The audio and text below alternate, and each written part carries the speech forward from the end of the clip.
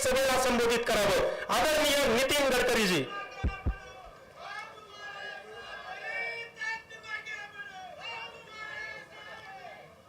आपल्या सगळ्यांचे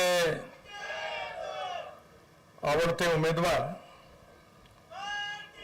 भारतीय जनता पार्टी, शिवसेना आणि राष्ट्रवादी काँग्रेस या महायुतीचे उमेदवार आदरणीय दिलीप बोसेजी, प्रदेशाचे महामंत्री विजय चौधरी, पार्लमेंटमध्ये माझे सहयोगी म्हणून ज्यांनी काम केलं ते डॉक्टर सुभाष बांबरे,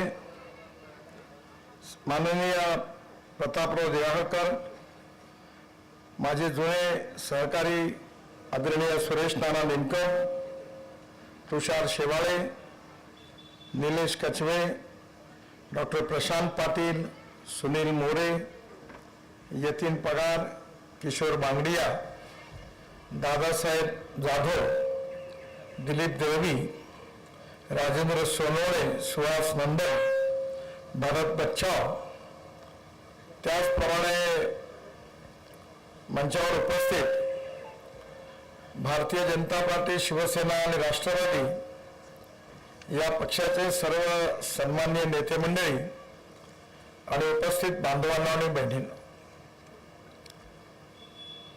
हा परिसर शेतकरी संघटनेचे नेते शरद जोशी यांच्या आंदोलनाची सुरुवात या परिसरातून झाली होती. शरद जोशी हे मोठे द्रष्टे नेते होते. त्यांनी योद्धा शेतकरी म्हणून एक पुस्तक जे त्यांच्यावर लिहिलंय त्यांच्या भाषणांवर, त्यामध्ये या सर्व चळवळीचा आणि या भागाचा उल्लेख आहे. आपल्या देशाला 1947 साली स्वातंत्र्य मिळालं आणि आज 75 वर्ष पूर्ण झाली. महात्मा गांधी नेहमी असं म्हणायचे की भारत हा गावामध्ये राहतो, परंतु दुर्भाग्य असं की स्वातंत्र्य मिळाल्यानंतर काँग्रेसचं सरकार आलं आणि ग्रामीण भागाला मात्र जे प्राधान्य मिळालं पाहिजे ते नाही मिळालं. गाव, गरीब, मजदूर, शेतकऱ्याच्या कल्याणाच्या ज्या योजना राबवायला पाहिजे होत्या त्या राबवल्या नाही गेल्या. किंबहुना चुकीच्या आर्थिक धोरणामुळे मोठ्या प्रमाणावर ग्रामीण भागामध्ये नुकसान झालं. शेतकरी संघटनेच्या आंदोलनामधला एक नारा होता, तो नारा होता, साहेबाची मुलगी काय म्हणते, शेतकरी नवरा नको म्हणते. म्हणजे शेतकरी हा हळूहळू त्याचं सगळं महत्व समाप्त झालं. गावं ओस पडत गेली आणि 30% जास्त लोकसंख्या ही आपलं गाव सोडून शहराकडे निघून गेली. कोणी खुशीने नाही गेलं,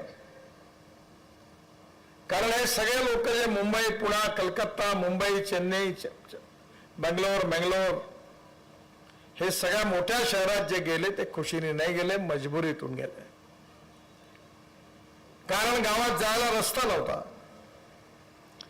गावात जायला चांगलं पाणी मिळत नव्हतं, गावामध्ये शाळा नव्हती, गावामध्ये हॉस्पिटल नव्हतं, शाळेची बिल्डिंग होती तर शिक्षक नव्हते, शिक्षक होते तर बिल्डिंग नव्हती, दोन्ही होते तर विद्यार्थी नव्हते आणि तिन्ही होते तर शिक्षण नव्हतं. दवाखान्याची हालत अशी होती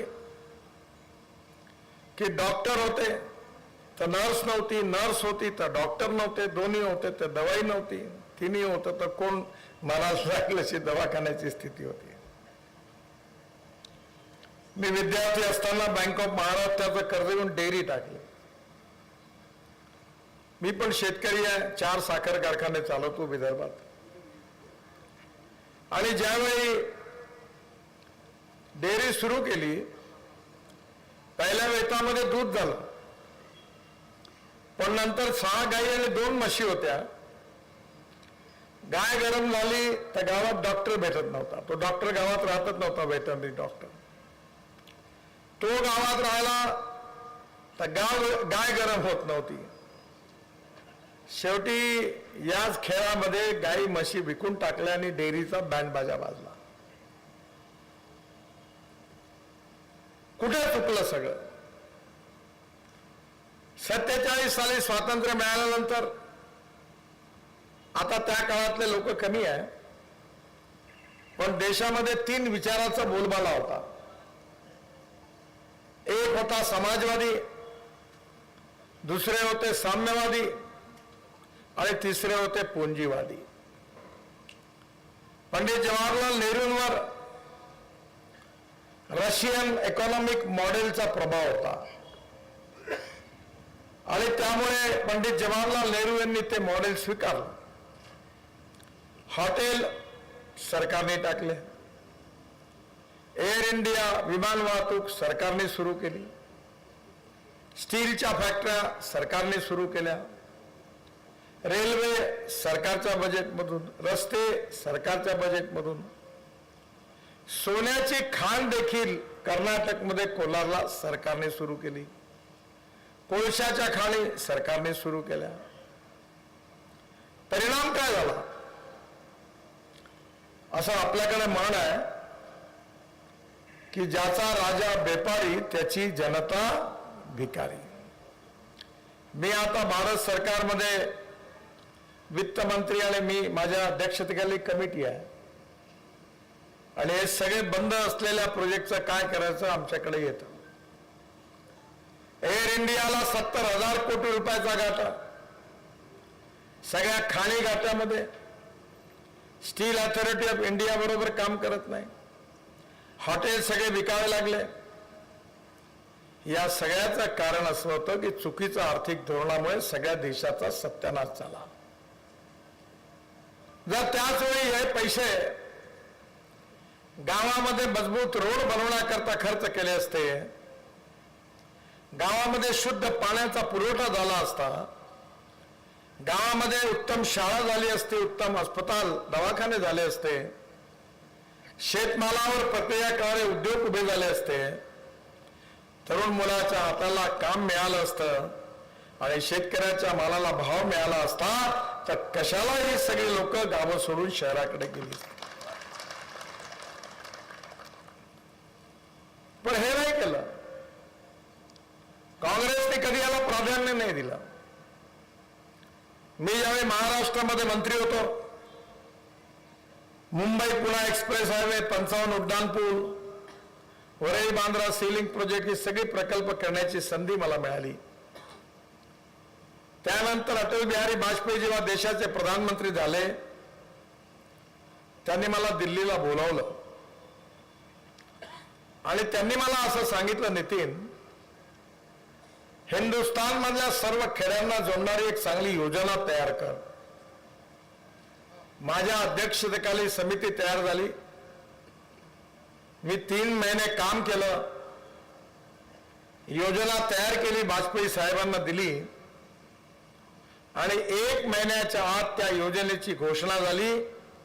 आज भारत सरकारची एक फ्लॅगशिप योजना म्हणून ती प्रसिद्ध आहे. त्या योजनेचं नाव आहे प्रधानमंत्री ग्राम सडक योजना. आणि हिंदुस्थानच्या इतिहासात पहिल्यांदा खेड्यांना मजबूत रस्त्यांनी जोडण्याचं काम 6.5 लाख खेड्यांपैकी 3.5 लाख खेड्यांना मजबूत रस्त्यांनी जोडण्याचं काम हिंदुस्थानच्या इतिहासात कोण्या नेत्यांनी केलं असेल तर त्याचं नाव अटल बिहारी वाजपेयी आहे. परंतु काँग्रेसने त्याच्याकडे लक्ष दिलं नाही. आज कापूस स्वस्त आहे, कापड महाग आहे, गहू स्वस्त आहे, ब्रेड बिस्किट महाग आहे, डाळिंब स्वस्त आहे, संत्रे स्वस्त आहे, टमाटर स्वस्त आहे, ज्यूस महाग आहे. कांद्याची अवस्था अशी आहे की ज्यावेळी कांदा 1 रुपया किलो होतो तेव्हा कोणी विकत घेत नाही आणि जेव्हा किंमत मिळते तेव्हा एक्सपोर्ट बंद होतो. म्हणजे शेतकऱ्याची परिस्थिती अशी आहे की आज शेतकरी सुखी समृद्ध संपन्न बनवायचा असेल तर बरीच धोरणं जी आहे त्या धोरणामध्ये शेतकऱ्याच्या बाजूची जी धोरणं आहेत त्याच्यावर अंमल करण्याची आवश्यकता आहे. आज सिंचनाच्या सुविधा नाही आहे. आता भामरे साहेब सांगत होते,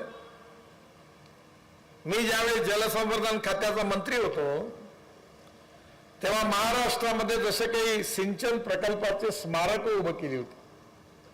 मेल्यानंतर जसे पुतळे आणि समाध्या उभ्या करतात तसे 15-15 वर्ष पडली होती. बस एकच काम, पैसा वसूल केला. आणि मग त्यावेळी मी महाराष्ट्रातल्या ज्या प्रकल्पाचं काम 50% जास्त पूर्ण झालं आहे त्यामध्ये त्या प्रकल्पाकरता बळीराजा योजना बनवली आणि 6,000 कोटी रुपये दिले. म्हैसाळ, टेंबू हे सगळे सातारा, सांगली, सोलापूर जिल्ह्यातल्या दुष्काळी भागात. काल मी जेव्हा वरतून जात होतो सोलापूरवरून मिरजकडे सगळं हिरवं आहे. त्या भागात पाणी पोहोचलं. दुसरी योजना प्रधानमंत्री सिंचाई योजना. आणि भामरे साहेबांचं मी अभिनंदन करीन की या धुळे जिल्ह्यातला एक प्रकल्प त्यात नव्हता. काय नाव त्याचं? सुलवाडे जानफळ कॅबिनेट गेली. भामरे साहेब माझ्या मागे लागले, साहेब काही करा, आमच्या इथला महत्वाचा प्रकल्प आहे. मी म्हणलं काळजी करू नका. कॅबिनेट नोट पुन्हा बदलवली, त्या प्रकल्पाचं नाव टाकलं आणि तोही प्रकल्प मंजूर करून घेतला आणि महाराष्ट्रामध्ये 6,000 कोटी रुपये या प्रकल्पाकरता दिले. पाणी हा महत्वाचा विषय आहे. माझ्यावर विश्वास ठेवा. मी केवळ नेता म्हणून सांगत नाही. जसं माणसाला ऑक्सिजनची गरज आहे तसं शेतकऱ्याला पाण्याची गरज आहे. आणि त्यामुळे जोपर्यंत आपल्याकडे 100% सिंचन होत नाही तोपर्यंत आत्मनिर्भर भारत बनू शकत नाही. येणाऱ्या काळामध्ये आपल्याला सिंचनाला प्राधान्य दिलं पाहिजे. पण सगळे मोठे प्रकल्प करणं शक्य होणार नाही. मी स्वतः गेल्या 20 वर्षापासून जलसंवर्धनावर काम करतोय. मला 9 डॉक्टरेट पण नाही, डिलीट मिळाले आहेत. पण मी अजून डॉक्टर नितीन गडकरी नाही लावत. त्यातल्या 5 डिलीट ज्या आहे त्या कृषी विद्यापीठाच्या आहेत. पंजाबराव कृषी विद्यापीठ, परभणी कृषी विद्यापीठ, महात्मा ज्योतिबा फुले राहुरी विद्यापीठ, त्याच्यानंतर आपल्या इथलं बाबासाहेब आंबेडकर संभाजीनगरचं. आणि यामध्ये गेल्या 20 वर्षांपासून आम्ही विदर्भात खूप मोठी समस्या आहे. 10,000पेक्षा जास्त शेतकऱ्यांनी आत्महत्या केल्या. कारण आज त्या ठिकाणी कापसाची शेती किफायतशीर नाही, पाणी नाही. आपलं सरकार यायच्या आधी 7 ते 8 लाख विजेच्या पंपाची वेटिंग लिस्ट होती. बावनकुळे साहेब ऊर्जा मंत्री झाले आणि माझ्याकडे आले आणि मला म्हणाले, मी काय करू? म्हटलं काही केलं नाही तरी चालेल, पहिलं काम कर की सगळ्या 100% शेतकरी जेवढे वेटिंग लिस्टवर आहे त्यांना विजेच्या पंपाचं कनेक्शन दिल्याशिवाय राहू नको. धावणाऱ्या पाण्याला चालायला लावा, चालणाऱ्या पाण्याला थांबायला लावा, थांबलेल्या पाण्याला जमिनीला प्यायला लावा. गावातलं पाणी गावात, घरातलं पाणी घरात, शेतातलं पाणी शेतात. मी आपल्या पंजाबराव कृषी विद्यापीठात 36 अमृत सरोवर बांधले. ज्या ज्या ठिकाणी नॅशनल हायवेच्या रस्त्याची कामं सुरू आहे, माझी दिलीप बोरसेंना विनंती आहे, मी बोलणार आहे राष्ट्रीय हायवे बद्दल, पण जिथे ते कामं सुरू आहे तिथे मुरुम लागतो, ॲग्रिगेट लागतं. त्या सगळ्या रस्त्यावरच्या नदी नाल्याचं खोलीकरण, रुंदीकरण करून घ्या. ज्या तलावामध्ये गाळ साचला असेल तिथली माती काढून घ्या. आणि एवढंच नाही, त्याच्या धरणामधली पण माती काय ती काढा, फुकटात, एक पैसा न खर्च होता. मी NHAच्या कामातून ही सगळी कामं फुकट करून द्यायला तयार आहे. आपल्याकडे 2 लाख हेक्टर जमीन आपण पाण्याखाली आणली. माझ्याकडे 3 विहिरी आहे. 1 तास पंप चालायचा. भारत सरकारने सौर ऊर्जेच्या पंपाची योजना आणली. आता 7.5 हॉर्स पॉवरचे 3 पंप आहे.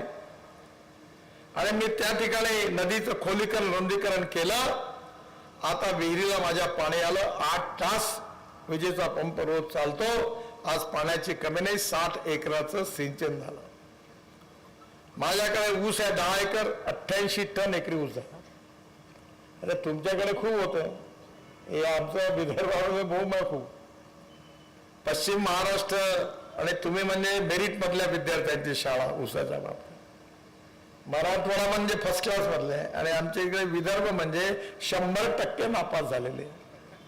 आमच्याकडे 22 साखर कारखान्यांनी दिवाळं पिटलं.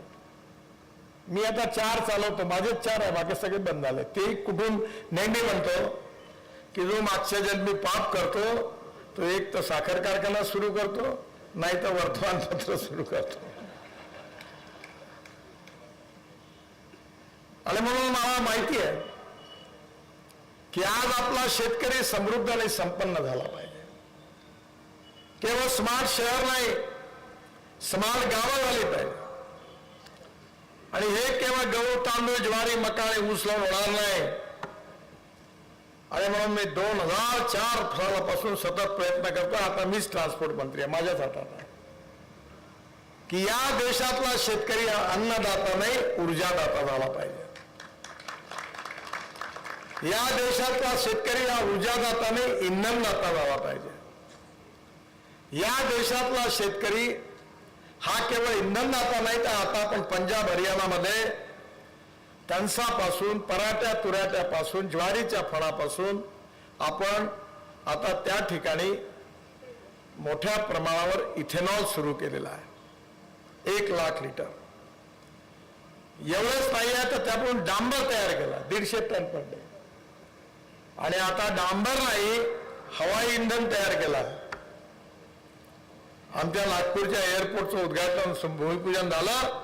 मी जाहीर केलं की नागपूरचं 2 वर्षाने जेव्हा विमानतळ पूर्ण होईल तेव्हा पहिलं विमान हे बायो एव्हिएशन फ्युएलवर शेतकऱ्यांनी तयार केलेल्या हवाई इंधनावर उडल्याशिवाय राहणार नाही. तुम्हाला वाटेल हे काय बोलून झाले, मी फोकराड मारणारा नेता नाही आहे बरं. मी जे बोलतो ते 100% केल्याशिवाय राहत नाही. आणि मग आता शेतकरी बिटुमेन तयार करायला लागला, हवाई इंधन तयार करायला लागला, हायड्रोजन शेतकरी तयार करणार आहे. माझ्याकडे इथेनॉलवर चालणारी गाडी आहे इनोवा, दिल्लीत आहे, नागपूरला. 100% शेतकऱ्यांनी तयार केलेल्या इथेनॉलवर चालते, 60% वीज तयार करते. आणि पेट्रोलच्या तुलनेत जर इनोवा जी आहे त्याचा ॲव्हरेजची तुलना केली तर पेट्रोलचा भाव 25 रुपये लिटर येतो, प्रदूषण शून्य. आता टोयोटो, टाटा, महिंद्रा, हुंडाई आणि सुझुकी 5ही कंपन्याच्या मोटर गाड्या येणार आहेत.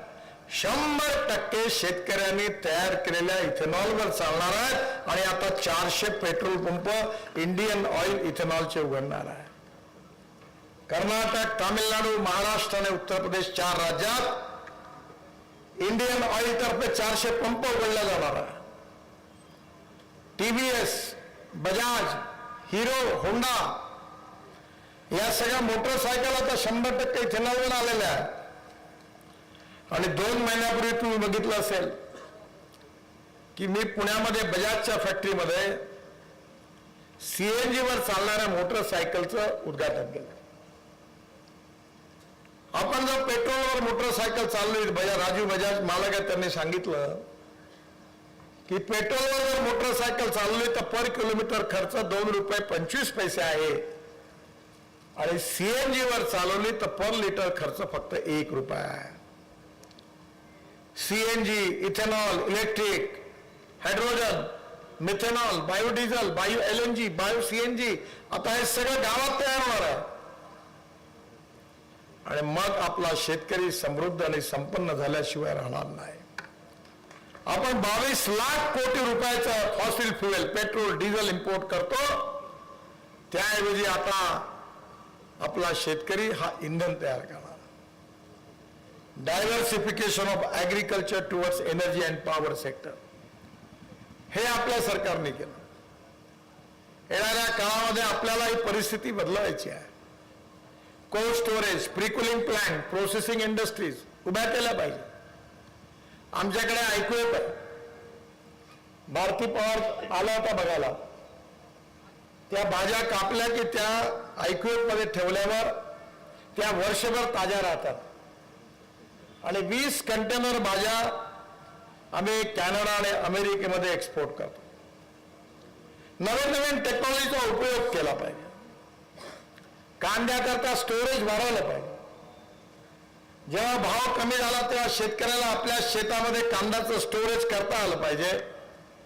त्याकरता नवीन नवीन टेक्नॉलॉजीचा उपयोग करून जेव्हा भाव नसेल तेव्हा ठेवायचा, त्याच्या अगेन्स्ट बँकेचं लोन घ्यायचं आणि भाव वाढला की मग कांदा विकायचा आणि मग बँकेचं लोन वापस करायचं आणि त्याच्या किमतीचा फायदा शेतकऱ्याला मिळाला पाहिजे, व्यापाऱ्याला नाही. आणि मग आपल्याला अनेक प्रकारच्या अशा गोष्टी आहेत की ज्या करण्याची आवश्यकता आहे. आता आपल्या देशामध्ये शेतकऱ्याचं उत्पन्न 2.5 पट वाढवायचं असेल तर उत्पादन खर्च कमी केला पाहिजे. माझ्याकडे आम्ही ड्रोन आणले. आपल्या सरकारने महिला बचत गटाला ड्रोन दिले. तुमच्याकडे ड्रोन आले का स्प्रेइंग? आमच्याकडे 4000 एकर स्प्रेइंग झालं, माझ्याकडे झालं. आपण 1 एकर ऊसामध्ये 4 पोते युरियाचे आणि 4 पोते मिश्र खताचे वापरतो. पण आता आपल्या सरकारने नॅनो युरिया, नॅनो मिश्र खत शोधून काढलं. 2 बॉटल युरिया, 2 बॉटल मिश्र खतात काम होतं. एकरी 5 ते 6,000 रुपयाची बचत आहे. कारण आपण जेव्हा पोत्यातून युरिया आणि मिश्र खत आणतो आणि फेकतो तेव्हा त्यातलं 75% वाया जातं आणि 25% पिकाला जातं. आणि जेव्हा ड्रोनने स्प्रेइंग करतो त्यावेळी 25% फक्त वाया जातं आणि 75% पिकाला जातं. आणि जास्त खत टाकल्यामुळे जमीनही खराब होते. म्हणून ड्रोनचा स्वीकार करण्याची योजना आपण आणली. नॅनो युरिया, नॅनो मिश्र खत आणलं. आपल्याकडे आपण मोठ्या प्रमाणात बायो फर्टिलायझर, जैविक खत तयार करतो. माझ्याकडे भू सुरक्षा नावाचं 1 लाख टन खत आम्ही तयार करतो. आणि आता आम्ही तिरुपतीमधून 4 ट्रक केस विकत घेतो आणि त्या केसापासून अॅमिनो ऍसिड तयार करतो. आणि मार्केटपेक्षा 25% कमी किमतीमध्ये अॅमिनो ऍसिड बेस्ड मायक्रोन्यूट्रियन्स शेतकऱ्यांना देतो. अतिशय सुंदर रिझल्ट आहे प्लांट बुस्टर म्हणून. आपल्याला जैविक शेतीकडे वळलं पाहिजे. जीवामृतचा उपयोग केला पाहिजे. जैविक फर्टिलायझरचा उपयोग केला पाहिजे. प्राकृतिक शेतीवर संशोधन केलं पाहिजे. उत्पादन खर्च कमी केला पाहिजे. आणि सगळ्यात महत्वाची गोष्ट कोणती असेल तर आपल्याला बीज आणि नर्सरीमध्ये मोठ्या प्रमाणावर सुधार केला पाहिजे. काल मी माळशिरसमध्ये होतो. हेलिकॉप्टर उतरून जाताना पाहिजे चांगला ऍपल. मी म्हणलं गाडी थांबव 1 मिनिट. मी त्याला म्हणलं 1 ऍपल विकत आल्यावर तुम्हाला सांग इथलं नाही आहे, हे कुठलं आहे, हे न्यूझीलंडचं आहे. आज आपल्या देशामध्ये दिल्ली, मुंबईमध्ये लग्न होतात, द्राक्ष नाशिकचे नाही का, जगातून इम्पोर्ट होतात. ते आपल्या सह्याद्री फॉर्मर प्रोड्यूस कंपनी शिंदेजींनी स्पेन मधून कलम आणली. आपल्याला संशोधन केलं पाहिजे. फळाची क्वालिटी जगाला मान्य होईल अशी इंटरनॅशनल स्टँडर्डची असली पाहिजे. त्याच्याकरता आपल्या इथे फॉर्मर प्रोड्यूस कंपनीमधून आपल्याला रिसर्च केलं पाहिजे. आमच्याकडचा संत्रा आहे, आमच्या संत्र्यामध्ये आंबटपणा आहे, कडवटपणा आहे, त्याची क्वालिटी चांगली नाही, टेबल फ्रूट म्हणून. त्याच्यावर आम्ही संशोधन करून चांगला संत्रा कसा तयार याच्यावर प्रयत्न करतो. येणाऱ्या काळामध्ये बीज आणि नर्सरी, सीड आणि प्लांट या दोन्ही बाबतीत आपल्याला आंतरराष्ट्रीय दर्जाबरोबर जाण्याची गरज आहे. सोलर पंपाचा उपयोग करण्याची गरज आहे. वॉटर कॉन्झर्वेशनला प्राधान्य देण्याची गरज आहे. उत्पादन खर्च कमी करायची गरज आहे आणि शेतमालावर प्रक्रिया करणारे अनेक उद्योग, cold storage, pre cooling plant गावागावात गोडाऊन आपल्याला स्थापन करण्याची गरज आहे. जर आपण येणाऱ्या काळामध्ये फ्युचरिस्टिक विजन समोर ठेवून भविष्यातल्या योजना तयार करून सरकारची सगळी मदत घेऊन आपण जर योग्य दिशा दिली तर शेतकऱ्याचं उत्पन्न वाढल्याशिवाय राहणार नाही. आणि जर शेतकऱ्याचं उत्पन्न वाढलं, त्याची पर्चेसिंग पॉवर, खरेदी करण्याची शक्ती वाढली, तर या गावातलं कपड्याचं दुकान, किराण्याचं दुकान तेव्हा चालेल जेव्हा शेतकऱ्याच्या हातात पैसा असेल. देशी दारू पिणार नाही कोणी, पैसा पाहिजे ना, तर दारू नका पिऊ तुम्ही. पण कुठलीही गोष्ट इकॉनॉमी मल्टिप्लाय करायची असेल तर आपल्याला पर्चेसिंग पॉवर, क्रय शक्ती वाढवावी लागते आणि त्यातून इकॉनॉमी पुढे जात असते. हे शरद जोशींनी सांगितलं की आपण लिबरल इकॉनॉमीमध्ये असलो पाहिजे. त्यांनी सांगितलं की ग्लोबल इकॉनॉमीमध्ये आहोत. मक्याचा भाव अमेरिकेत ठरतो, आपल्या देश सोयाबीनचा भाव अर्जेंटिनामध्ये ठरतो आणि साखरेचा भाव ब्राझीलमध्ये ठरतो. येणाऱ्या काळामध्ये आपण जसं मागच्या वर्षी इथेनॉल मक्यापासून सुरू केलं, 1200 रुपये क्विंटल भाव होता आणि आज मक्याला 2400 रुपये क्विंटल भाव आहे, कारण मक्यापासून इथेनॉल तयार झालं. म्हणजे आपल्याला येणाऱ्या काळामध्ये डिमांड अँड सप्लायच्या आधारावर कशा प्रकारे भाव जास्त मिळतील याचा विचार करून क्रॉप पॅटर्न बदलावा लागेल. मी याकरता हे सगळं बोललो की मला माहिती आहे की तुमच्या भागातला शेतकरी सुज्ञ आहे, समजदार आहे, नवीन करण्याची त्याची इच्छा आहे. आणि मला विशेष रूपाने आनंद आला की दिलीप बोरसे देखील अतिशय प्रगतिशील आणि उत्तम चांगले शेतकरी आहे. नाही तर नेत्याचा एकच धंदा काँग्रेसच्या काळात, खास लोकाले मेडिकल कॉलेज, बाकीच्याला इंजिनिअरिंग कॉलेज, चिल्लर वाल्याले डीएड कॉलेज, त्याच्याहून चिल्लर असेल त्याला बीएड कॉलेज, आणि ज्याला काहीच नाही भेटलं त्याला प्राथमिक शाळा.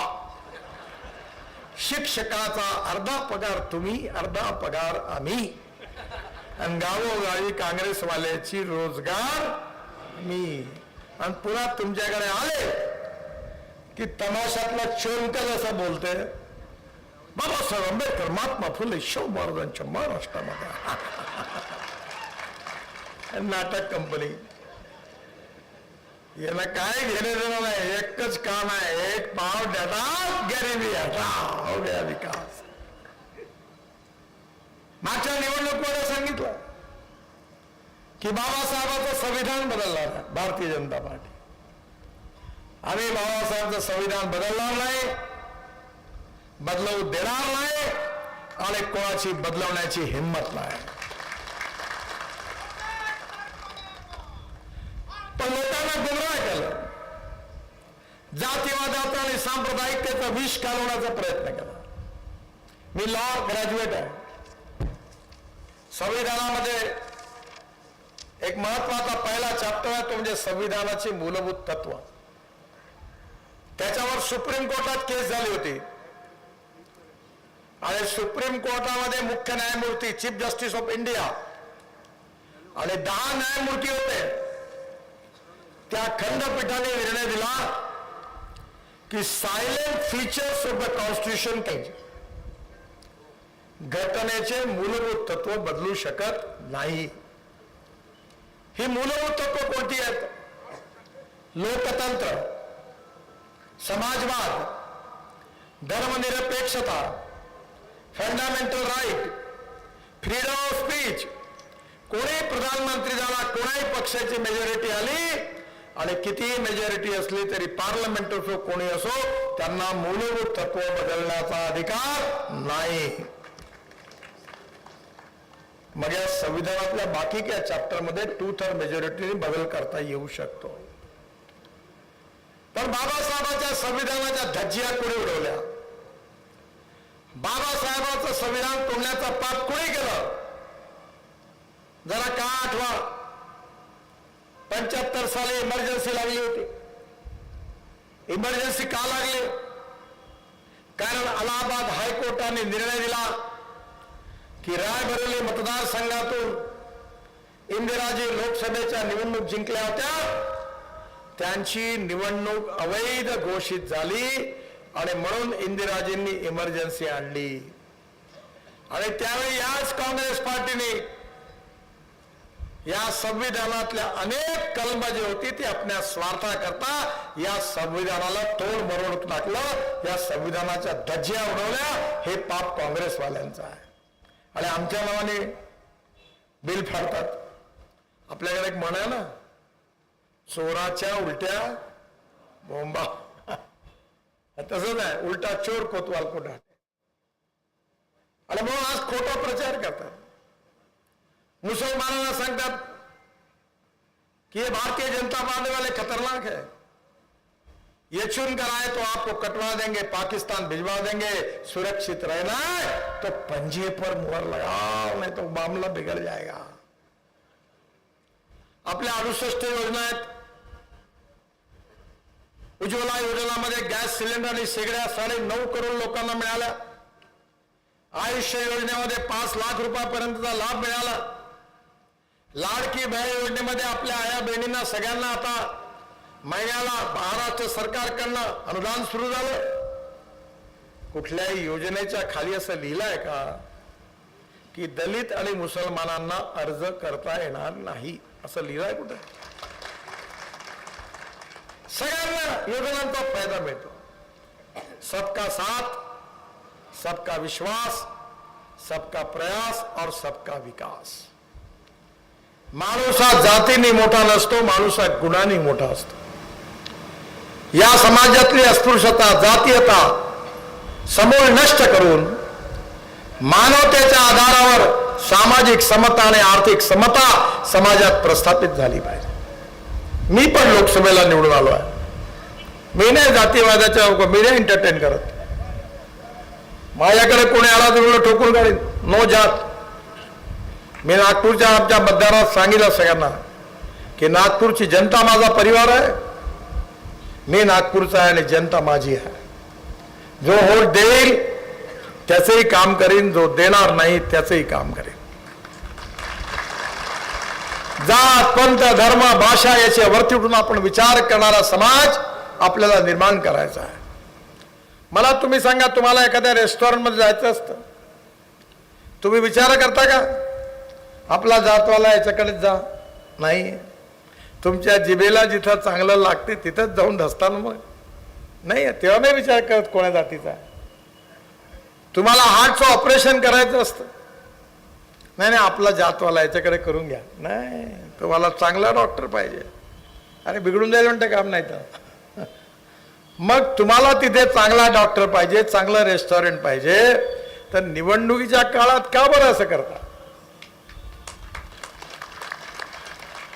दिलीपजीचं भविष्य नाही ठरणार आहे. या निवडणुकीत भविष्य आणि भवितव्य ठरणारा माझ्या समोर बसलेल्या जनतेच्या भविष्याचा फैसला होणार आहे. आणि म्हणून या भागाचा विकास व्हायला करता मला बरेचसे प्रश्न या ठिकाणी बोरसे साहेबांनी माझ्या मांडले. मला विश्वास आहे की या जिल्ह्यात 37 कामं 7,000 कोटी रुपयाची मी मंजूर केलेली आहे. या जिल्ह्यात सुरत ते चेन्नई हा अतिशय महत्वाचा रस्ता आहे. हा एक्सप्रेसवे ग्रीनफील्ड आहे, नवीन रस्ता आहे.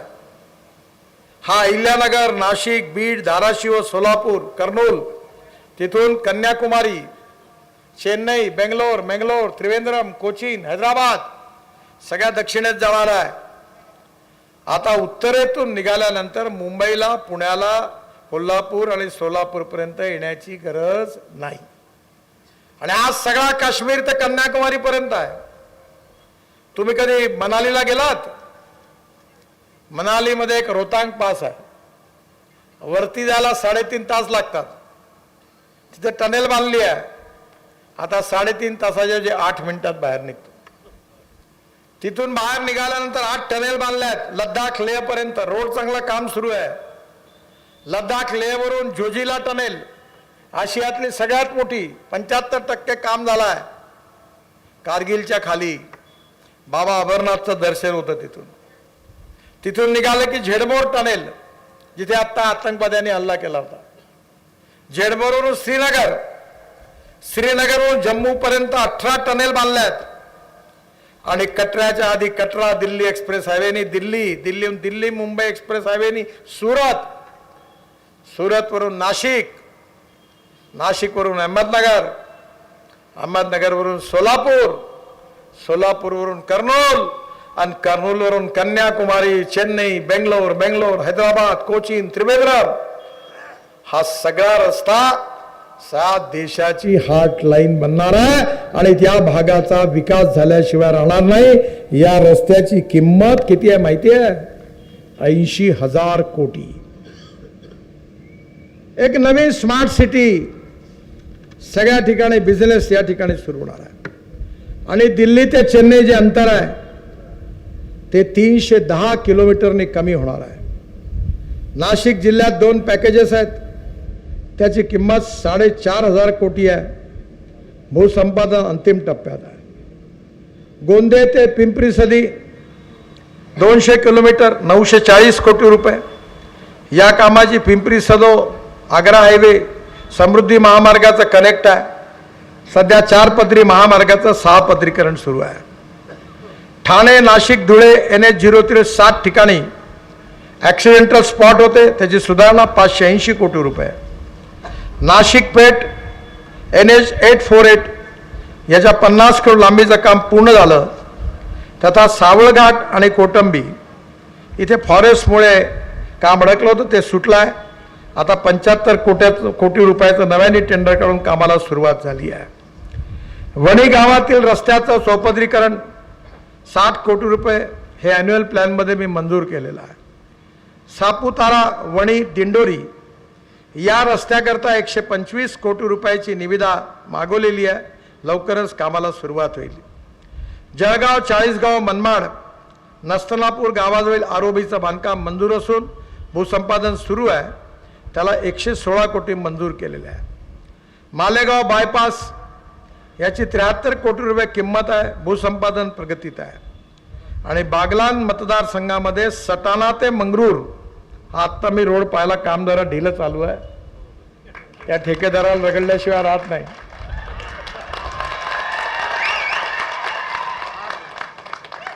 आता पाहिलं मी ते काम. त्यामुळे हे 4 लेन काम ताबडतोब पूर्ण करण्याकरता मी काळजी घेईल. आणि बागलांचा बायपास करण्याची मागणी जी या ठिकाणी दिलीप बोरसे यांनी केली आहे, तो प्रस्ताव दिल्लीला येऊन पोहोचला आहे. मी 23 तारखेनंतर दिल्लीला जाणार आहे आणि गेल्याबरोबर या प्रस्तावाला मंजुरी देईन असा तुम्हाला विश्वास देतो. मला अतिशय आनंद आहे की एक उत्तम आदिवासी समाजामधला प्रगतिशील शेतकरी ज्याला तुमच्या समस्यांची जाणीव आहे आणि सगळ्यात महत्त्व म्हणजे इमानदार आहे. बिकाऊ माल नाही आहे, बडवेगिरी अलाव नाही, पैसे कमवणं गुन्हा नाही आहे. हा टक्केवारी नाही, तेच सांगतो. पैसा कमवणं गुन्हा नाही आहे, पण राजकारण हा पैसा कमवण्याचा धंदा नाही आहे. मी 50 लाख कोटी रुपयाची कामं आतापर्यंत देशात केली.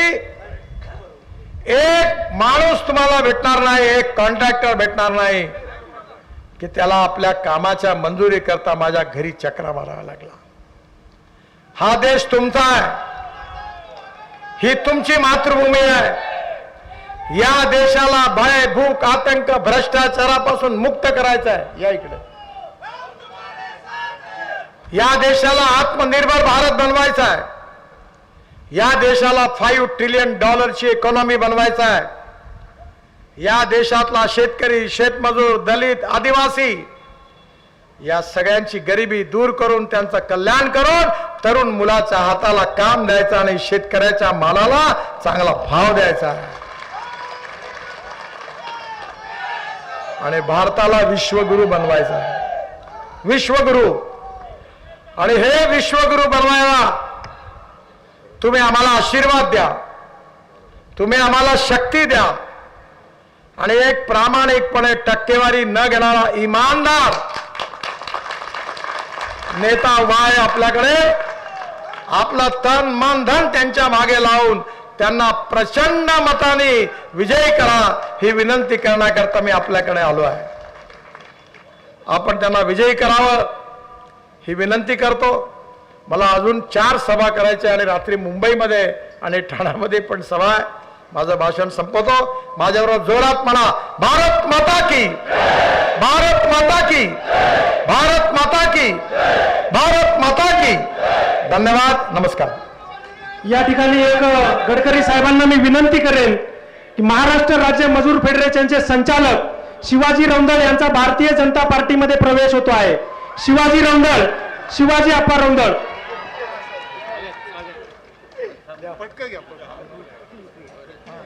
बाजार समितीचे माजी चेअरमन, महाराष्ट्र राज्य मजूर फेडरेशन संचालक शिवाजी अप्पा रौंदळ.